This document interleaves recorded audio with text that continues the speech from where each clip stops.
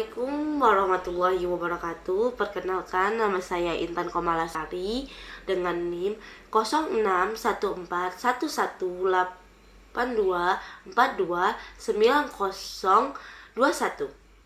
Nah, di sini saya akan menjelaskan tentang teori Piaget dan Laurent Holberg. Nah, teori Piaget yang pertama itu ada teori Piaget. Teori Piaget itu terbagi menjadi tiga tahapan utama.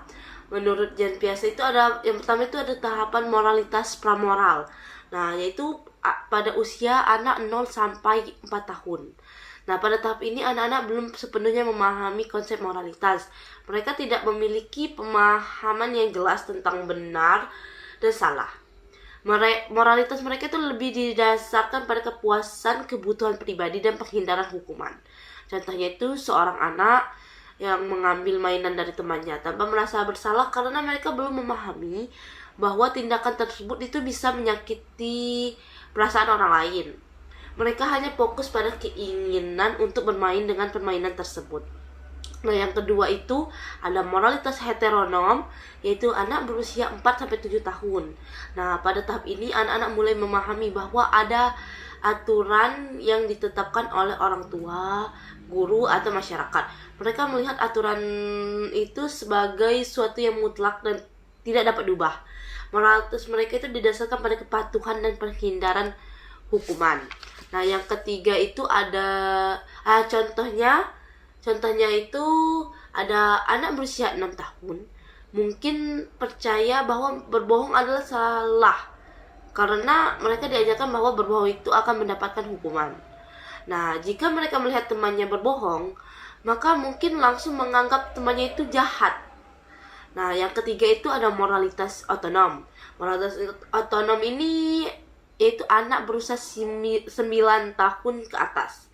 Jadi, pada tahap ini anak menganggap bahwa aturan-aturan bisa disepakati bersama. Anak sudah dapat mempertimbangkan segala cara untuk membicarakan masalah. Anak-anak mulai mengembangkan pemahaman yang lebih kompleks tentang keadilan dan empati. Contohnya itu seorang anak berusia 10 tahun mungkin melihat temannya berbohong untuk melindungi perasaan orang lain. Nah, jadi mereka itu mulai memahami bahwa tidak semua kebohongan itu buruk.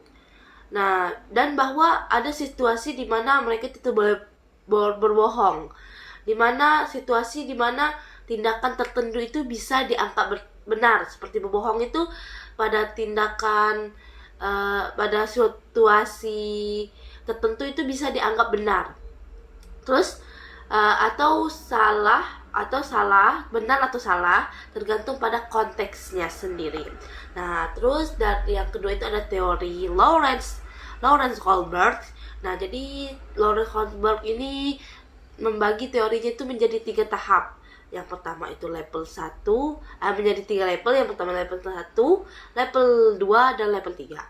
Nah, level 1 ini yaitu prakonvensional. Prakonvensional itu terbagi menjadi 2 tahap. Yang tahap pertama itu ada orientasi hukuman dan kepatuhan.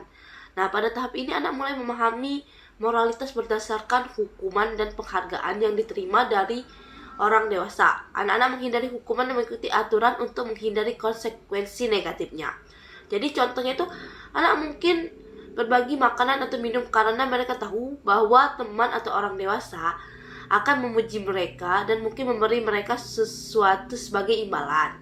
Nah, atau juga bisa contohnya itu anak yang berusia 5 tahun, dia tidak mengambil mainan tersebut atau mainan yang sedang dimainkan temannya karena dia tahu jika mengambil mainan itu akan dimarahi atau mendapat hukuman. Terus yang tahap kedua itu ada orientasi individualisme dan pertukaran. Jadi pada tahap ini anak sudah mulai memahami bahwa mengikuti aturan bisa memberikan manfaat bagi diri mereka sendiri dan tindakan baik yang mereka lakukan akan membawa imbalan dan tindakan buruk itu akan mendapatkan konsekuensinya. Lalu contohnya itu seperti anak berbagi makanan atau minuman. Nah, karena mereka tahu bahwa teman atau orang dewasa akan memuji mereka dan mungkin memberi mereka sesuatu sebagai imbalannya. Terus yang level kedua yaitu konvensional. Nah, itu ada ada bagi menjadi dua tahap juga.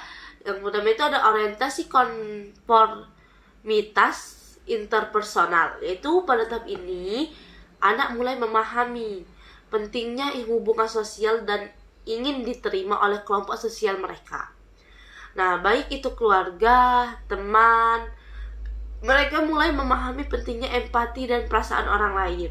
Nah, contohnya itu anak itu berbagi mainan dengan teman-temannya atau membantu orang lain karena mereka tahu bahwa itu adalah perilaku yang baik yang diharapkan dalam kelompok sosialnya.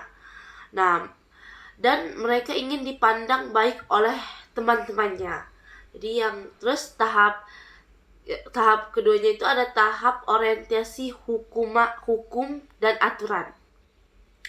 Jadi pada tahap ini itu anak mulai memahami pentingnya aturan dan hukuman dalam menjaga ketertiban sosial. Mereka mulai mengaitkan perilaku mereka dengan pemeliharaan hukum, aturan agama, dan norma-norma yang ada dalam masyarakat secara lebih mendalam.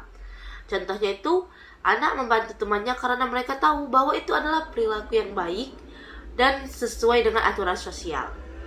Terus level ketiga, yaitu level ketiga itu pasca konvensional. Nah, tahap ini tuh terbagi menjadi dua tahap juga. Yang pertama itu ada orientasi kontrak sosial. Nah, pada tahap ini itu individu itu mulai memahami bahwa aturan sosial dan hukum dibuat itu untuk memastikan kesejahteraan dan hak setiap individu dalam masyarakat. Mereka percaya bahwa keadilan dan kesejahteraan untuk semua. Contohnya itu, seorang remaja mungkin mempertanyakan aturan di sekolah yang dianggap tidak adil dan yang dianggap mereka itu tidak adil. Mereka mulai berpikir bagaimana aturan dapat diperbaiki untuk menciptakan keadilan. Tahap yang kedua dari pasca konvensional itu ada orientasi etika universal. Jadi pada tahap ini itu individu itu mulai mengembangkan prinsip moral bersifat universal seperti keadilan, hak asasi manusia, dan kebaikan untuk semua orang.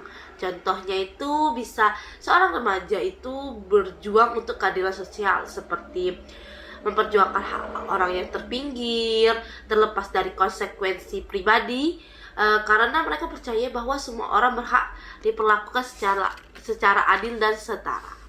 Sekian penjelasan dari saya. Wassalamualaikum warahmatullahi wabarakatuh.